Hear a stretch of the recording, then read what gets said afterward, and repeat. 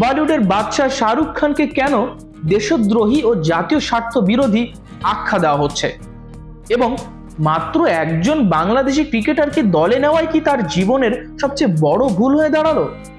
IPL 2026কে কেন্দ্র করে শাহরুখ খান এখন ভারতের রাজনীতি ও ক্রিকেট বিতর্কের কেন্দ্রবিন্দুতে। ঘটনার সূত্রপাত কলকাতা নাইট রাইডার্স বা কেকেআর যখন বাংলাদেশি স্পেস বোলার মুস্তাফিজুর রহমানকে দলে ভেড়ায়। কিন্তু বাংলাদেশে কথিত সংখ্যালঘু নির্যাতনের অভিযোগ তুলে ভারতের তীব্র ক্ষোভ দেখা দিলে বিসিসিআই এর নির্দেশে কেকেআর মুস্তাফিজকে ছেড়ে দিতে বাধ্য হয়। তবে ততক্ষণে বিতর্ক নিয়ন্ত্রণের বাইরে চলে গেছে। ভারতের কট্টরপন্থী নেতা এবং বিজেপির একাংশ শাহরুখকে সরাসরি গাদ্দার বা দেশদ্রোহী বলে আখ্যায়িত করেছেন।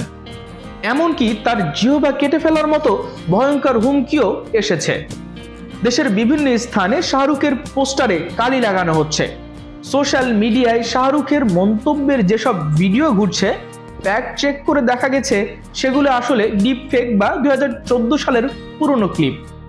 মূলত শাহরুখ খান এখনো সম্পূর্ণ নীরব, যা বর্তমান ভারত বাংলাদেশ সম্পর্কের উত্তেজনার চাপে তার অসহায়ত্বকেই প্রকাশ করে। ওদিকে ক্ষোভে বাংলাদেশ আইপিএল সম্প্রচার নিষিদ্ধ করেছে। সাবেক ক্রিকেটাররা শাহরুখের ওপর এই দোষ চাপানোকে অন্যায় বলেও কিং খানের এই রহস্যময় নীরবতা পরিস্থিতিকে আরো ঘোলাটে করে তুলছে।